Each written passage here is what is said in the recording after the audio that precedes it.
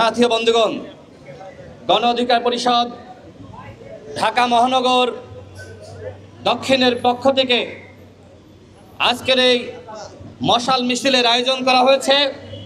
আপনারা জানেন, গতকাল জাতীয় পার্টির পক্ষ থেকে গণ অধিকার পরিষদের সংগ্রামী সভাপতি জনাব নুরুল হক নূর এবং সাধারণ সম্পাদক রাশেদ খান আমি সহ বরিশালের প্রায় শতাধিক নেতাকর্মীর নামে মিথ্যা এবং হয়রানিমূলক মামলা গ্রহণ করার নির্দেশনা দিয়েছে আদালত।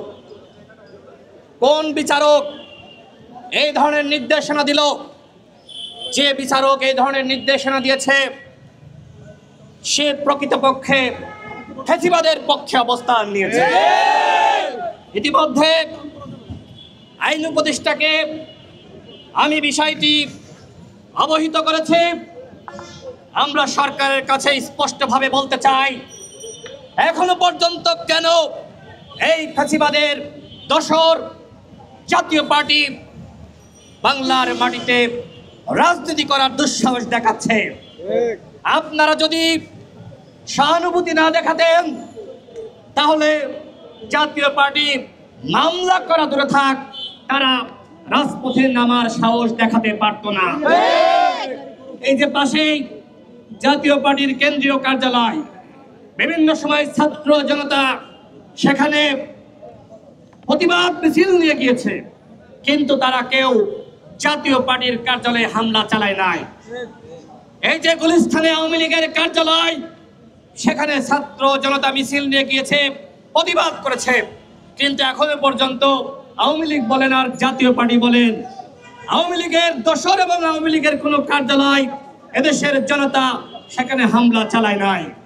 কিন্তু আজকে তারা এই মামলা করে যে ধরনের প্রেক্ষাপট তৈরি করছে, ছাত্র জনতাকে ক্ষুব্ধ করছে, যদি সরকার জাতীয় পার্টিকে নিষিদ্ধ না করে তাদের সাংগঠনিক কার্যক্রম বন্ধ করার উদ্যোগ গ্রহণ না করে, তাহলে ছাত্র জনতা জাতীয় পার্টির কোনো কার্যালয়ের ইট পর্যন্ত রাখবে না।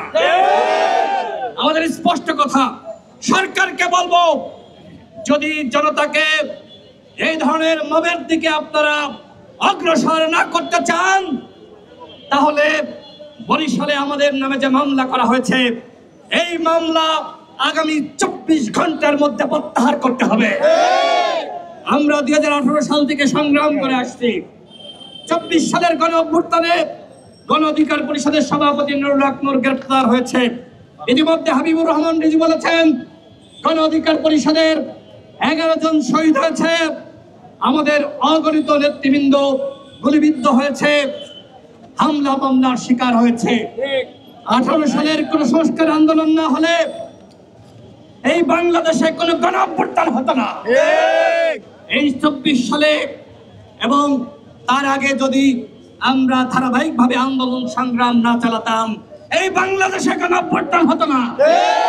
এই গণ অভ্যুত্থানের শক্তি গণ অধিকার পরিষদের নামে যে ধরনের চক্রান্ত ষড়যন্ত্র শুরু হয়েছে, মামলা করে আওয়ামী লীগ আমাদের দমন করতে পারে নাই, অথচ অন্তর্বর্তীকালীন সরকারের আমলে মামলা দিয়ে আমাদেরকে দমন করার ষড়যন্ত্র শুরু হয়েছে। আমাদের স্পষ্ট কথা, এই সকল মামলা হামলা গণ অধিকার পরিষদ ভয় করে না।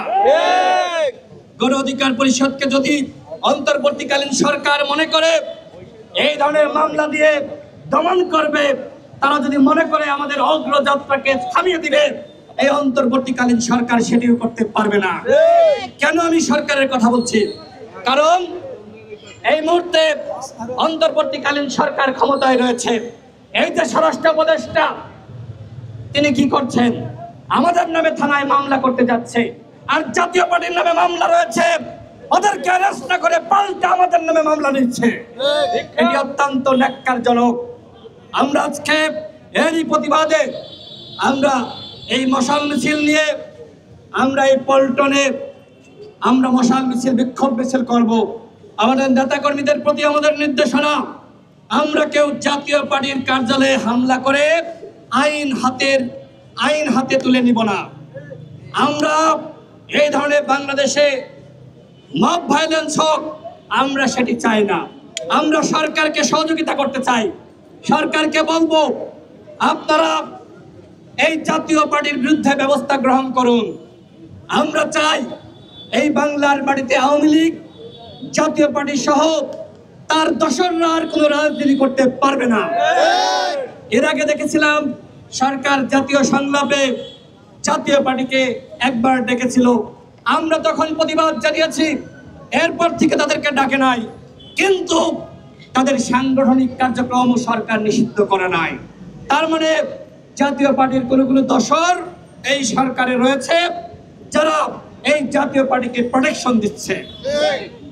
ইতিমধ্যে জিএম কাদেরের নামে, চন্নুর নামে, জাতীয় পার্টির শীর্ষ নেতৃত্বের নামে হত্যা মামলা পর্যন্ত হয়েছে। দুদক তাদের ব্যাংক অ্যাকাউন্ট তলব করার নির্দেশনা দিয়েছে, কিন্তু তারপরেও সরকারের পক্ষ থেকে কোনো ব্যবস্থা নেওয়া হচ্ছে না। স্বরাষ্ট্র উপদেষ্টা আপনি কি করেন? ঘাস কাটেন? ওই জিএম কাদেরকে আপনি দেখেন না?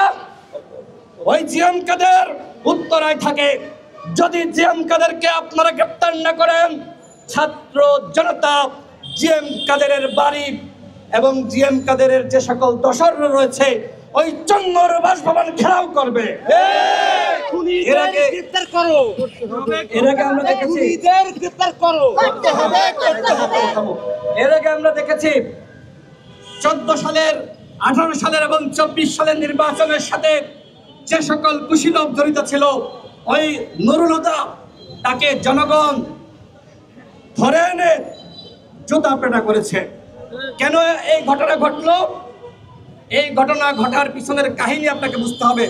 সরকারের 10 মাস অতিবাহিত হলেও সরকার গণতন্ত্র হত্যাকারী এই সকল জারজদেরকে গ্রেফতার করে না। সরকার যদি এদেরকে গ্রেফতার করত, তাহলে এই ধরনের জুতা পেটার ঘটনা ঘটতো না। সুতরাং বাংলাদেশে যে ধরনের মব ভায়োলেন্স চলছে, এর দায় সরকারকে নিতে হবে। আমি প্রশ্ন রাখছি, এখনো পর্যন্ত কেন শেখ পরিবারের কাউকে গ্রেফতার করা হলো না?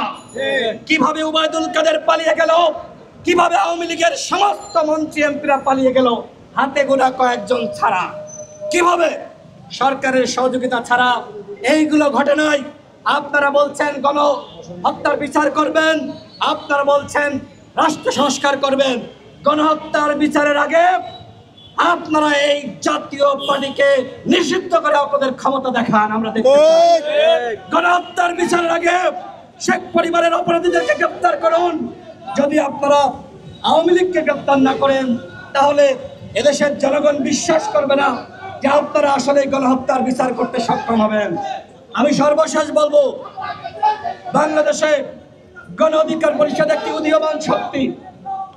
গণ অধিকার পরিষদের যে রাজনীতি, এই রাজনীতি হলো গণতন্ত্র, ন্যায় বিচার, অধিকার এবং জাতীয় স্বার্থ প্রতিষ্ঠা করা। গণ অধিকার পরিষদের রাজনীতি হলো বাংলাদেশের জনগণের জন্য একটি নিরাপদ রাষ্ট্র ব্যবস্থা গঠন করা। গণ অধিকার পরিষদের রাজনীতি হলো এই ধরনের প্রতিহিংসা রাজনীতি থেকে নিজেদেরকে দূরে রাখা। আমি গণ অধিকার পরিষদের নেতৃবৃন্দকে বলবো, কোনোভাবে আইন হাতে তুলে নেওয়া যাবে না। অনেকে উস্কানি দেবে যে চলো জাতীয় পার্টির কার্যালয়ে গিয়ে ভাঙচুর করে আসি। আমরা জাতীয় পার্টির কার্যালয় থেকে ইট খুলে আনি। আমরা সেই উস্কানির ফাঁদে পা দিতে চাই না। আমরা সরকারকে বলতে চাই, আপনারা 24 ঘন্টার মধ্যে আমাদের সাথে যে অন্যায় করা হয়েছে, এই অন্তর্বর্তীকালীন সরকারের আমলে মামলা দেওয়া হয়েছে, এই মামলা 24 ঘন্টার মধ্যে যদি আপনারা প্রত্যাহার না করেন, এর পরবর্তীতে যে আন্দোলন বাংলাদেশে শুরু হবে, সেই আন্দোলন বন্ধ করতে পারবেন না। আমি নিজে আইন উপদেষ্টাকে ইতিমধ্যে জানিয়েছি যে বিচারক, যে ম্যাজিস্ট্রেট এই ধরনের মামলা গ্রহণের নির্দেশনা দিয়েছে, তাকে বরিশাল থেকে অবশ্যই প্রত্যাহার করতে হবে।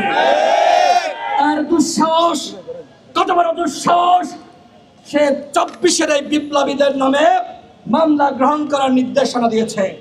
নিশ্চিতভাবে আওয়ামী পরিবারের কেউ না হলে, জাতীয় পার্টির দোসর না হলে এই ধরনের নির্দেশনা দেওয়ার আগে শতবার সে ভাবত। যেহেতু সে ভাবে নাই, সুতরাং আমাদের ভাবার সময় নাই।